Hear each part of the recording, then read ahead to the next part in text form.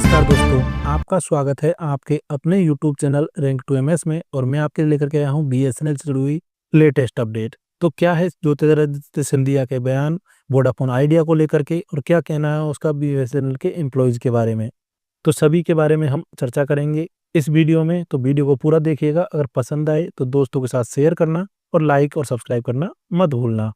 तो सबसे पहले हम बात करते हैं वेतन और पेंशन की, जो बीएसएनएल और सभी एम्प्लॉयज के लिए एक अहम मुद्दा होता है। तो जहां पर अब पूरे देश में 8वें वेतन आयोग आने वाला है, वहीं बीएसएनएल के कर्मचारी, खासकर दूरसंचार विभाग के पूर्व कर्मचारियों, पेंशनरों को 8वें केंद्रीय वेतन आयोग सीपीसी के तहत शामिल करने की जोरदार मांग चल रही है। इसमें वेतन ढांचे में बदलाव हो सकता है और संभावित रूप से संशोधित सुनिश्चित कैरियर प्रगति एमएसीपी योजना के माध्यम से सेवा काल में कम से कम 5 पदोन्नतियां मिल सकती हैं। डीए मर्जर और अंतरिम राहत अगर देखें तो कर्मचारी अभी भी महंगाई भत्ते को मूल वेतन में विलय करने और 8वें सीपीसी सिफारिशों को लागू होने पर अंतरिम वित्तीय राहत की मांग कर रही है। वेतन में संभावित वृद्धि यदि 8वें सीपीसी के तहत फिटमेंट फैक्टर में वृद्धि होती है और 2.5 से 1 से 2.86 तक जैसा कि विचार किया जा रहा है, तो लेवल 1 पर बीएसएनएल कर्मचारियों का न्यूनतम मूल वेतन काफी बढ़ सकता है। सभी रोजगार स्तरों पर वेतन और पेंशन में समायोजन की उम्मीद है।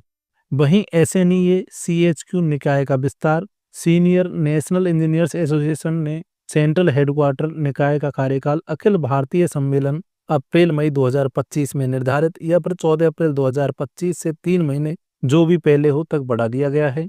अनिवार्य प्रशिक्षण, बीएसएनएल कॉर्पोरेट ऑफिस ने सभी सर्किल प्रमुखों को वित्तीय वर्ष 2025-26 की पहली तिमाही में आई गॉट पोर्टल पर मिशन कर्मयोगी के तहत अनिवार्य 8 घंटे का प्रशिक्षण पाठ्यक्रम आयोजित करने का निर्देश दिया है। वहीं मानव संसाधन एचआर माह की गतिविधियां, प्रबंधन और मान्यता प्राप्त संघों के बीच चर्चाओं में स्थानीय स्तर पर शुरू किए गए स्थापना परिवर्तन, एलआईसी पोस्टिंग एवं ओटीपी के मामले और कार्यान्वित न किए गए मामलों को संबोधित किया गया। स्थानांतरण और पोस्टिंग के लिए प्रस्तावित मानक संचालन प्रक्रियाओं एसओपीएस को संघों की एकजुट आवाज के कारण खारिज कर दिया गया है। स्थानांतरण अनुरोधों पर विचार, चिकित्सा आधार देखभाल करने की स्थिति, शिक्षा, आयु शिक्षा और प्रतिरक्षा के आधार पर स्थानांतरणों को रद्द करने, बनाए रखने या फिर संशोधित करने के अनुरोधों पर सहानुभूतिपूर्वक विचार किया जा रहा है। 31 मार्च 2025 तक 2 साल पूरे करने वाले अधिकारियों के ओटीपी अनुरोधों पर भी विचार किया जाएगा। वहीं डायरेक्टर एचआर के साथ चर्चा हुई, जिसमें मान्यता प्राप्त संघों ने डायरेक्टर एचआर के साथ ऑनलाइन विचार विमर्श किया, जिन्होंने आश्वासन दिया कि लंबित मुद्दों को हल करने के लिए अगले सप्ताह अप्रैल 2025 के मध्य में ठोस कार्रवाई देखने को मिलेगी।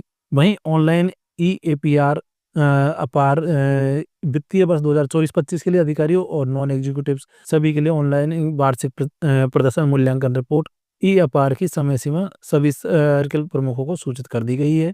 मानव संसाधन अनिश्चितताएं और AIBSNL ने बीएसएनएल के अध्यक्ष और सीएमडी से मानव संसाधन माह अप्रैल 2025 के दौरान लंबित मानव संसाधन अनिश्चितताओं को दूर करने का अनुरोध किया है।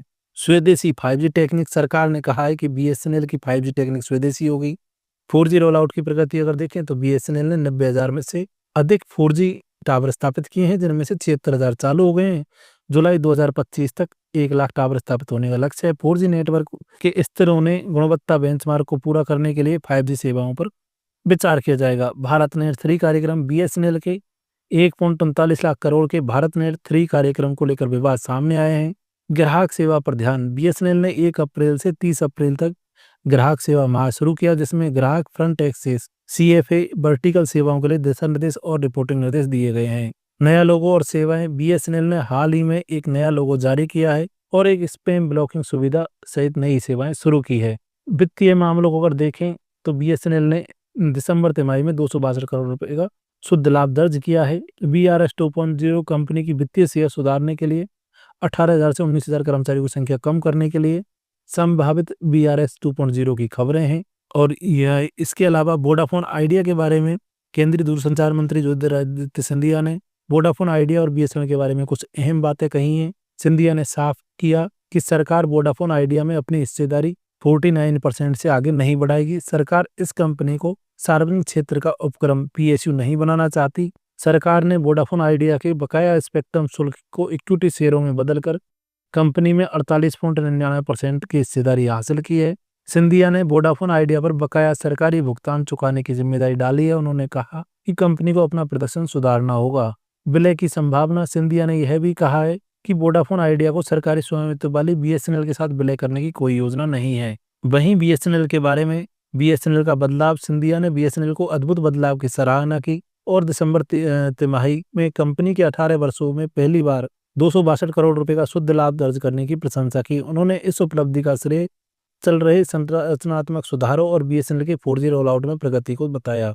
वहीं 4G और 5G टेक्निक को लेकर के सिंधिया ने यह दोहराया कि बीएसएनएल को 5G टेक्निक स्वदेशी होगी। उन्होंने विदेशी विक्रेताओं को बीएसएनएल के 5G रोलआउट में भाग लेने की अनुमति देने से इनकार कर दिया है। वहीं ग्राहक वृद्धि पर ध्यान चल रहा है। सिंधिया ने बीएसएनएल के वित्तीय वर्ष 2025-26 के लिए सर्किल स्तरीय ग्राहक वृद्धि और व्यावसायिक योजनाएं प्रस्तुत करने का निर्देश दिया है। उन्होंने बीएसएनएल टीम से ग्राहक अधिग्रहण और प्रतिधारण पर ध्यान केंद्रित करने का आग्रह किया है। सिंधिया जी ने यह भी कहा है कि बीएसएनएल ने direct to device satellite messaging सेवा शुरू की है और इस तरह बीएसएनएल अन्य कंपनियों से आगे है। अगर संक्षेप में देखें तो सिंधिया ने वोडाफोन आइडिया को अपनी वित्तीय स्थिति सुधारने के लिए कहा है और बीएसएनएल के लाभ और स्वदेशी 5G टेक्निक के विकास पर जोर दिया है। तो ये तो थी बीएसएनएल से जुड़ी हुई सभी अब तक की लेटेस्ट अपडेट। मिलते हैं नेक्स्ट वीडियो में, तब तक के लिए धन्यवाद।